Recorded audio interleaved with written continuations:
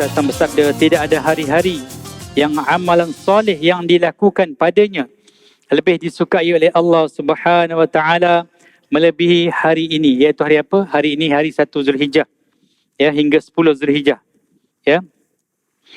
Mereka para sahabat bertanya, wahai Rasulullah, tidak juga berjihad jalan Allah? Baginda menjawab, tidak juga berjihad jalan Allah, melainkan seseorang yang keluar berjuang dengan diri dan hartanya, lalu dia tidak kembali dengan membawa sesuatu apapun. Maksudnya syahid. A'udzubillahissamil alim minasyaitonir rajim.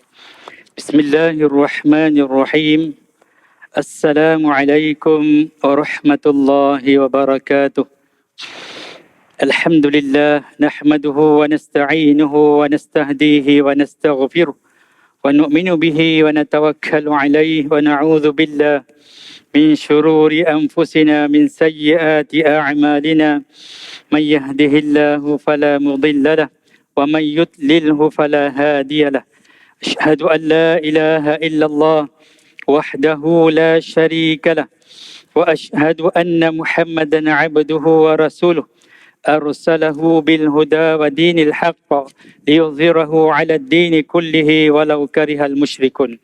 Yang saya muliakan Tuan Nazir, yang dihormati Tuan Imam, tuan-tuan ahli kuasa Masjid Al-Falah, seterusnya tuan-tuan guru, para asatizah, hadirin yang sidang Jumaat yang dirahmati Allah Taala sekalian. Alhamdulillah, syukur kepada Allah Subhanahu Wa Taala kerana kita dapat lagi menunaikan solat fardu Jumaat. InsyaAllah. Dan sebuah hadis daripada Sayyidina Ibnu Abbas radhiyallahu anhuma, sesungguhnya Nabi SAW bersabda, ma min ayyamil amalus salih fiha ahabbu ila Allah min hadhil ayyam. Qalu ya Rasulullah walal jihadu fi sabilillah. Qal walal jihadu fi sabilillah illa rajulun kharaja bi nafsihi wa malihi falam yarji' min dhalika bisyai'. Ya, daripada Ibnu Abbas, iaitu Abdullah bin Abbas radhiyallahu anhuma, Nabi SAW bersabda, tidak ada hari-hari yang amalan soleh yang dilakukan padanya lebih disukai oleh Allah Subhanahu Wa Taala melebihi hari ini. Iaitu hari apa? Hari ini hari 1 Zulhijjah. Ya, hingga 10 Zulhijjah. Ya. Mereka para sahabat bertanya, wahai Rasulullah, tidak juga berjihad jalan Allah? Baginda menjawab, tidak juga berjihad jalan Allah, melainkan seseorang yang keluar berjuang dengan diri dan hartanya, lalu dia tidak kembali dengan membawa sesuatu apapun. Maksudnya syahid. Itu saja yang tiada tandingannya. Jadi sidang Jumaat, jemaah-jemaah yang dirahmati Allah Ta'ala sekalian, pada hari ini 1 Zulhijjah. Ya, hari yang di mana kita diberi peluang kedua. Kalau masa Ramadan yang lalu kita tidak sempat untuk melakukan, tidak sempat untuk merebut peluang, ini peluang kedua kepada kita, ya, untuk kita merebut amalan-amalan yang soleh pada bulan ini, iaitu pada hari yang pertama 10 Zulhijjah, di antara 1 ke 10 Zulhijjah, dengan kita memperbanyakkan amalan-amalan kita, ya. Jadi bulan ini juga, iaitu hari yang 10, daripada hari pertama ke 10 Zulhijjah juga, Allah melipat gandakan amalan kita. Tinggal lagi di bulan Ramadan yang kita lakukan pada Ramadan yang penghujung 10 yang terakhir. Tapi pada bulan Zulhijjah 10 yang terawal. Sama-sama juga 10 hari sebelum Hari Raya. Ya, kalau Aidilfitri 10 malam yang terakhir sebelum Aidilfitri. Kalau Aidil-Adha 10 hari yang terakhir sebelum Aidil-Adha. Tinggal lagi di bulan Ramadan tidak ada penyembelihan, ya, seperti mana yang ada pada Aidil-Adha, ya. Jadi kalau kita diberi peluang ni, kita rebutlah peluang sebanyak dan sebaik mungkin, ya. Kerana pada bulan ini juga terkumpul segala kebaikan, iaitu pada hari yang ke-8 dipanggil hari Tarwiyah, pada hari ke-9 dipanggil hari Arafah. Yang mana kalau sebolehnya kita berpuasa bermula daripada hari ini hingga kepada 9 Zulhijjah kita berpuasa, ya. Tapi kalau disebabkan kesukaran bekerja, nak bergerak satu tempat ke tempat lain, maka tidak ada masalah. Tetapi yang 9 Zulhijjah ni jangan kita sama sekali meninggalkan. Kerana satu kerugian yang besar bagi kita bila kita meninggalkan puasa pada hari Arafah. Ya, hari yang di mana Allah SWT akan mengampunkan bagi mereka yang berpuasa 1 tahun sebelumnya dan setahun selepasnya, mana 2 tahun. Dan ada di kalangan ulama lain mengatakan 3 tahun. Setahun sebelum dan setahun selepas. Dan termasuk tahun ni campur 3 tahun ya. Walau bagaimanapun kita yang penting jangan kita lupakan. Jangan kita lupa, kita kena simpan note dalam ingatan kita untuk ahli keluarga kita supaya kita sebolehnya jangan meninggalkan. Walaupun kita musafir pun kalau boleh kita teruskan puasa pada 9 Zulhijjah ya. Sebolehnya gitulah. Al-Hafiz Ibnu Hajar Al-Asqalani dalam kitab Fathul Bari mengatakan walladhi yazharu anna as-sababa fi imtiyazi 'ashri Dzulhijjah di makan ijtima'i ummahatil ibadati fihi wa hiya as-salatu was-siyam was-sadaqatu wal-hajj wala yata'atta dhalika fi ghairihi. Yang zahir adalah sesungguhnya sebab istimewanya 10 hari Zulhijjah pertama pada Zulhijjah ini kerana ia menjadi tempat berkumpulnya segala macam ibadah yang utama. Padanya ada solat, puasa, sedekah, haji dan keadaan tersebut tidak dapati pada bulan selain daripadanya. Ya, begitu juga para salaf atau para salafus salih, mereka juga beramal dengan 10 hari pertama. Seorang tabi'in yang namanya Sa'id bin Jubair ya sezaman dengan Ibnu Abbas atau Abdullah bin Abbas, dan Abdullah bin Abbas menceritakan Abdullah bin Abbas radhiyallahu anhu menceritakan tentang Sa'id, idza dakhala al-'ashru ijtihadan hatta ma yakunu yaqdiru alayhi wa ruya anhu annahu qala la tutfi'u sirajakum layali al-'ashr tu'jibuhu al-ibadah. Apabila masuk hari pertama bulan Zulhijjah, dia iaitu Sayyidina Sa'id bin Jubair sangat bersungguh-sungguh beramal sehingga hampir-hampir dia tidak mampu melakukannya kerana terlalu banyak amalan solehnya. Dan diriwayatkan bahawa dia Sa'id bin Jubair berkata, jangan padamkan pelita kamu pada 10 malam bulan Zulhijjah. Beribadahlah, telah mengagumkannya sehingga dia beribadah bersungguh-sungguh. Ini kata Sayyidina Ibnu Abbas radhiyallahu anhu mengenai Sa'id bin Jubair ya. Jadi apakah amalan-amalan yang boleh kita lakukan pada 10 hari pertama Zulhijjah? Pertama sekali puasa ya, puasa. Seperti yang saya beritahu tadi, kalau kita mampu kita puasalah bermula pada hari ini ya. Kita berpuasa iaitu puasakan apa? Firman Allah SWT daripada Abu Hurairah radhiyallahu anhu, Nabi SAW bersabda, qala Allah Ta'ala kullu amali ibni Adam lahu illa as-siyam fa innahu li wa ana ajzi bih. Allah SWT berfirman, setiap amalan anak Adam adalah untuk dirinya kecuali puasa. Sesungguhnya ia untukku dan akulah yang akan membalasnya. Dalam riwayat Imam Al-Bukhari disambung lagi dengan yatruku ta'amahu wa syarabahu wa syahwatahu min ajli as-siyamu li wa ana ajzi bih wal hasanatu bi 'ashri amsalha. Dia orang yang berpuasa meninggalkan makanannya, minumannya, syahwatnya ya, kerana puasa adalah milikku dan akulah yang akan memberi ganjarannya. Setiap kebaikan akan digandakan dengan 10 kali ganda kebaikan sepertinya. Melainkan berpuasa, Allah akan lipat kali gandakan sehingga 700 kali atau lebih. Kemudian apakah manfaatnya? Dijauhkan daripada api neraka. Daripada Sayyidina Abu Sa'id Al-Khudri, Nabi SAW bersabda ya, sami'tu Nabi yaqul ma min 'abdin yasumu yawman fi sabilillah illa ba'adallahu bidzalika wajhahu 'anil nari 70 kharifa ya. Aku telah mendengar Nabi sallallahu alaihi wasallam bersabda, tidaklah seorang hamba yang berpuasa sehari di jalan Allah kecuali Allah akan menjauhkan dirinya daripada neraka dengan sebab puasa itu 70 tahun. Ya. Kemudian ketika kita berpuasa juga doa dikabulkan oleh Allah Subhanahu Wa Taala. Abu Hurairah juga meriwayatkan daripada Nabi sallallahu alaihi wasallam ya, sabda Nabi salasu da'awati mustajabat, da'watus shaim wa da'watul mazlum wa da'watul musafir. 3 jenis doa yang dimustajabkan, diperkenankan. Pertama, doa orang yang sedang berpuasa. Jadi kalau kita termasuk di kalangan yang berpuasa pada mula 1 Zulhijjah tersebut, maka doa kita dikabulkan Allah. Yang kedua, doa orang yang dizalimi. Sebab tu berhati-hatilah, jangan sampai kita menzalimi orang. Dan yang ketiga, doa orang musafir pun dikabulkan Allah Ta'ala ya.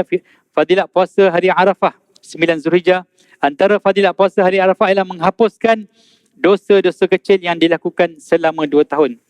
Daripada Sayyidina Abu Qatadah radhiyallahu an, sesungguhnya Nabi sallallahu alaihi wasallam bersabda, siyamu yaumin arafah atau siyamu yaumi arafah ahtasibu 'ala Allahi an yukaffira as-sanah allati qablahu as-sanata was-sanata allati ba'dahu.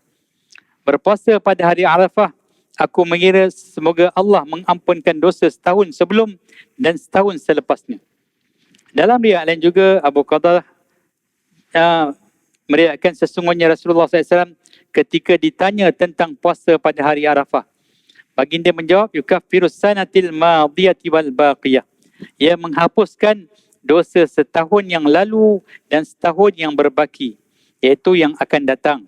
Ya, Rasulullah sallallahu alaihi wasallam berpuasa, Rasulullah sendiri pun berpuasa pada 1 hingga 9 Zulhijjah. Mengikut jumhur ulama, Nabi sallallahu alaihi wasallam berpuasa bermula daripada 1 Zulhijjah sehingga pada 9 Zulhijjah. Jadi kita janganlah terlebih warak sampai 10 Zulhijjah pun kita puasa, kerana itu termasuk waktu yang diharamkan, ya. 10 Zulhijjah ni hari An-Nahar atau hari Aidil Adha, ya. Pada hari tersebut diharamkan kita berpuasa. Hebat tara macam mana pun kita berpuasa, ketika Aidil Adha dan 3 hari tasyrik tu termasuk hari yang diharamkan untuk kita berpuasa. Semuanya 5 hari termasuk Aidil Fitri, Aidil Adha dan 3 hari tasyrik. Ini 5 hari yang diharamkan untuk kita berpuasa, ya.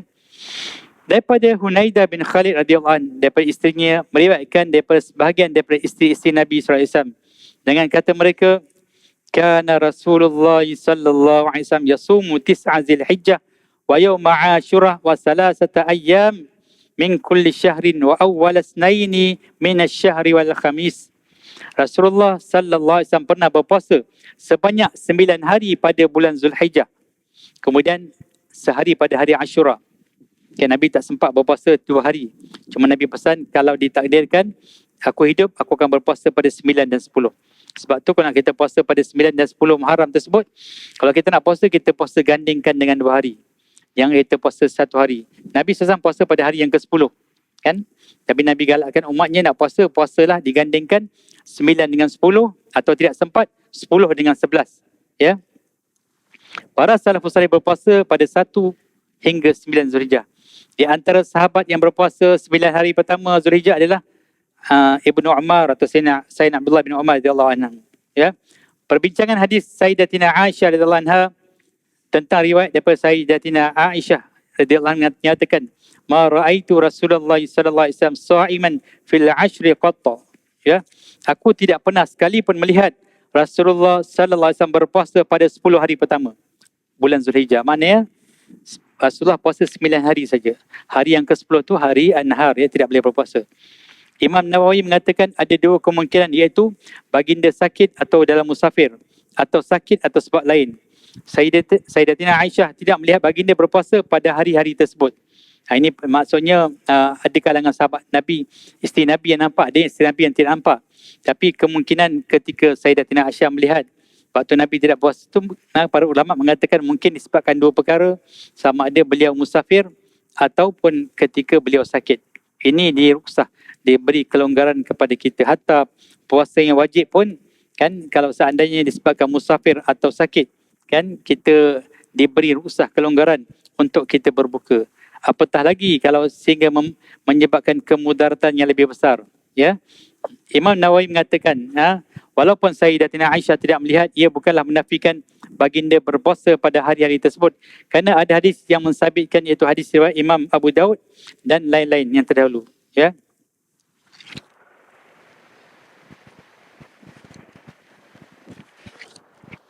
Kemudian apa amalan yang kita nak lakukan pada yang 10 hari pertama? Daripada Sayyidina Ibnu Umar radhiyallahu anhuma, Nabi SAW bersabda, ma min ayyamin a'zamu 'inda Allah wala ahabbu ilaihi al-'amal fihinna min ayyami 'ashri Zulhijjah atau qala hadhihi al-ayyam fa'aksiru fihinna min tasbih wa takbir wa tahmid wa tahlil, ya. Ibnu Umar mengatakan daripada Nabi SAW yang beliau bersabda, tidak ada hari-hari yang lebih agung dan lebih disukai oleh Allah untuk beramal soleh padanya melebihi 10 hari Zulhijjah. Ya, segi amalan kita boleh buat sampai 10 Zulhijjah, tidak ada masalah. Dan yang paling Allah Ta'ala suka pada hari 10 Zulhijjah tu, kita dengan menumpahkan darah binatang ternakan yang hendak kita korbankan tersebut. Itu kemuncak daripada ibadah yang kita lakukan pada hari ke-10. Maka pada hari-hari yang sebelumnya, maka perbanyakkanlah mengucapkan tasbih, subhanallah, takbir, Allahu Akbar, tahmid, alhamdulillah, dan tahlil la ilaha illallah. Sebab tu sebagian ulama menyarankan untuk kita buat solat tasbih. Dalam tu merangkumi empat tasbih tersebut. Bila kita semayang tasbih ni, dia merangkumi tasbih yang kita baca subhanallah walhamdulillah wa la ilaha illallah wallahu akbar, subhanallah walhamdulillah wa la ilaha illallah wallahu akbar.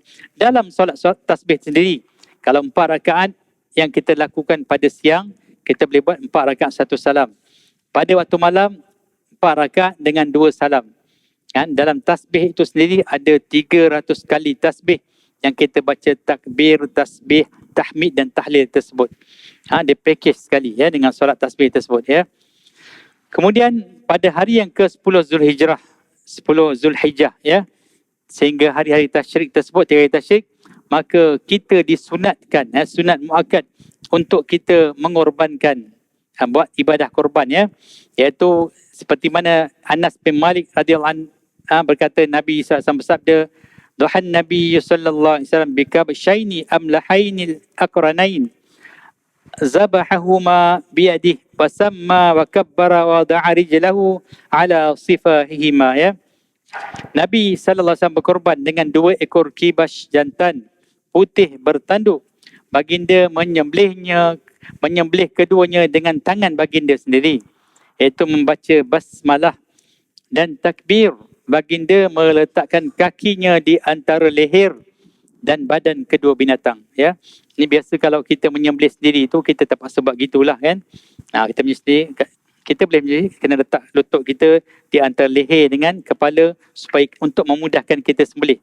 Bila kita baca hadis ni kadang-kadang, kenapa letakkan? Jadi pernah berlaku kepada saya sendiri ya, ketika nak sembelih lembu kan, ketika nak sembelih lembu tersebut, orang yang pegang tu dia semua yang tak ada pengalaman ya. Lembu tu dia acah-acah kan, dia mengelumpurkan diri, semua lepas kan. Tak pasal-pasal lembu tu heading, kena kat hidung saya menyembur darah keluar ya. Sebab tu kena pegang betul-betul. Kalau tahu yang dia orang ni tak pandai pegang, memang dah letak lutut pada leher atau pada kepala lembu untuk kita backup supaya dia tak bergerak. Tapi harapkan kadang-kadang orang yang tidak ada pengalaman ni memudaratkan kita sebagai penyembelih. Ini kadang-kadang sebab tu Nabi SAW meletakkan kakinya di antara leher dan badan kedua binatang tersebut. Kadang kita letak pisau, kita baru nak letak, dia menggelumpur. Itu menyebabkan mudarat pada kita. Sebab tu Nabi letak kaki di antara leher dan badan tersebut ya. Sebab tu kita juga disunatkan untuk kita berkorban ya. Kerana apa? Ibadah korban ni merupakan ibadah yang dituntut. Dalam mazhab kita Syafi'i ini dipanggil sunat muakkad ya, hukumnya sunat muakkad. Dalam mazhab dalam mazhab Hanafi, mereka wajib bagi mereka untuk menyembelih binatang. Hatta kalau tiada binatang, kalau bagi mazhab Hanafi ni tak ada binatang yang patut disembelih kan. Tak ada binatang kaki 4. Contohnya binatang yang dijadikan binatang korban ni 3 je. Pertama unta, kedua lembu dengan kerbau lah. Yang ketiga kambing dengan kebas. Maknanya 5 jenis binatang ni saja kan. Kalau binatang lain contoh macam rusa, kijang dan yang seakatan dengannya, memang tak boleh. Hanya 5 binatang ni saja. Unta, lembu, kerbau, kambing dan kibas. Ini saja dia boleh buat binatang ternakan. Ya, sehingga dalam mazhab Hanafi kalau tak ada pun dapat ayam pun jadilah, kerana nak meraihkan ya. Ini dalam mazhab Syafi'i. Dalam mazhab Hanafi ya. Sampai begitu sekali dituntut ibadah korban. Tapi dalam mazhab kita dituntut tetapi tidak sampai wajib. Dalam bab tuntutan kepada orang yang nak korban ni, kita kata beginilah ya. Dia ada 3 jenis kumpulan manusia lah. Pertama, satu dipanggil daruriyat, orang yang hanya ada tempat tinggal, makanan dan pakaian. Orang ni tidak dituntut sama sekali. Yang kedua, dia dah ada benda tu dan dia ada keperluan, hajat, iaitu contoh macam kenderaan, handphone dan sebagainya. Ini pun hanya keperluan, belum dikira kemampuan dia. Kemudian yang ketiga ni orang yang ada kelebihan rezeki. Dia ada simpanan kewangan kan, kereta sampai ada aksesori, ada wifi dan sebagainya, benda yang mewah kan. Dan korban ini dituntut kepada orang-orang seperti ini ya, yang mewah ni dituntut. Mana kalau kita dapat buat ibadah korban sedangkan kita mempunyai harta kan, kalau kita buat itu dituntut bagi kita. Kalau sekiranya kita melakukan dalam mazhab Hanafi pula, kata kalau kita mampu untuk melakukan, mereka berdalilkan dengan hadis mengatakan sekiranya kamu mampu melakukan ibadah korban tetapi kamu tidak melakukan, jangan kamu hampiri tempat solat kami. Jadi Imam Abu Hanifah mengambil pendekatan hadis ini sebagai dalil kewajipan untuk berkorban tersebut ya. Tapi bagi kita tidak. Walau bagaimanapun ini adalah satu perkara yang dituntut ya. Ganjarannya Allah nak bagi syurga yang paling kecil untuk umat Islam pun 10 kali besar dunia ini. Bayangkan kalau kita melakukan dengan betul-betul ikhlas kerana Allah, banyak ganjaran yang Allah Ta'ala bagi. Syurga pun 10 kali besar dunia kan. Kalau contohlah menteri ke PM ke menawarkan kepada kita suatu perkara kan, siapa datang awal di masjid pukul 12 sampai pukul 2 ni kan, dia akan dapat tanah seekar seorang atau rumah banglo seorang ya. Kita akan rasa kerugian kalau kita tak datang. Kalau ada orang yang terakhir masuk ke masjid ni, tiba-tiba kan masuk imam dah salam. Jadi dia merasa dia tak dapat. Maka ketika itu yang akan keluar dari mulutnya, dia kata alangkah ruginya aku. Kan ruginya aku, dia kata. Itu dalam bab keduniaan. Hanya nak dapat seekar ataupun satu lot, satu rumah banglo. Bayangkan yang Allah nak sediakan untuk kita syurga yang 10 kali besar dunia ini untuk orang yang paling lemah iman. Melakukan ibadah ni kan. Tapi dalam bab hal keduniaan kita merasa rugi yang besar. Tetapi dalam bab hal akhirat kita rasa macam biasa saja. Ni perkara ni kita kena cuba ubahkan supaya kita tidak termasuk orang yang rugi besok ya. Sedangkan kita mempunyai harta kan, kita kirim awal harta kita supaya kita dapat hasil besok di akhirat kelak. Andai takdirnya kita mati pada tahun ini kan, kita dah ada aset yang kita kirim dulu. Kita kirim dulu dan kita boleh dapat hasil besok di sana. Baru-baru ni viral berkenaan dengan seorang guru yang mengorbankan yang beli lembu korban dengan harga RM20,000. Saya tak tahu lembu jenis apa. Lembu jenis besar, limousin ya. Beratnya 1 tan. Ya, jadi ini menjadi contoh bagi kita. Kalau dia seorang guru perempuan boleh berkorban dengan seekor lembu yang harganya 4-5 kali ganda pada biasa, 4 kali ganda pada biasa. Kan?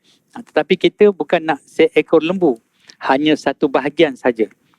Yang dituntut kepada kita setiap tahun. Ada orang dia kata tahun lepas saya dah buat. Itu saya kata tadi, kalau bagi orang yang pertama dan kedua tadi, mereka tidak dituntut sama sekali. Ini yang dituntut bagi orang yang mampu. Bagi orang yang mampu tetapi tak buat, merupakan satu kerugian besar. Bahkan Imam Abu Hanifah mengatakan wajib. Sebab tu kita lihat sahabat warga asing daripada kita kadang-kadang kerja petrolpam ya. Kerja petrolpam gaji dengan 8-900.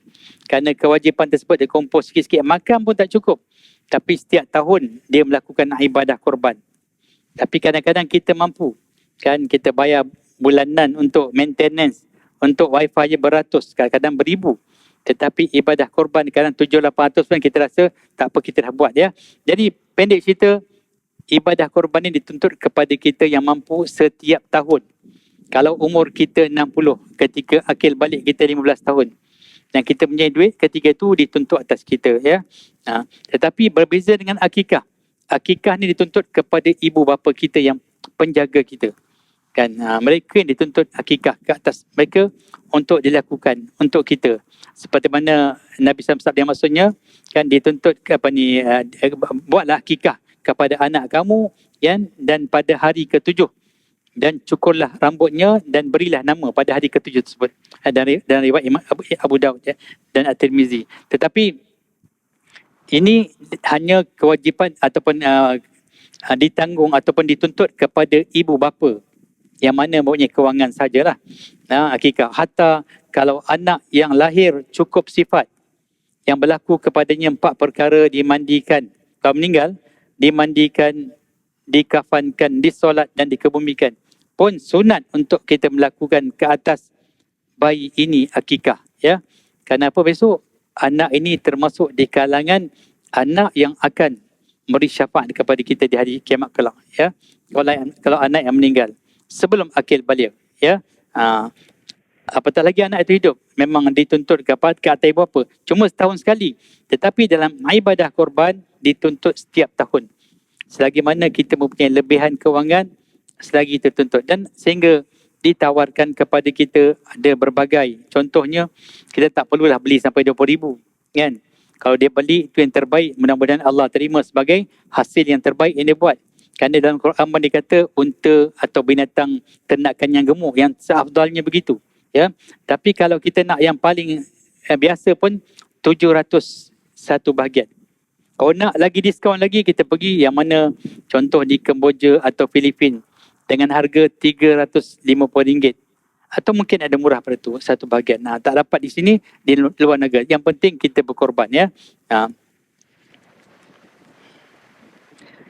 Daripada Sayyidatina Aisyah radhiyallahu anha, sesungguhnya Nabi SAW bersabda, ma amila adamiyun min amali yawman nahar ahabba ila Allah min ihraqid dam. Innahu la ya'ti yawmal qiyamati biquruniha wa ash'ariha wa adhlafiha wa anna ad-dama la yaqa'u min Allah bimakanin qabla an yanqa'a min al-ard fatibu biha nafsa.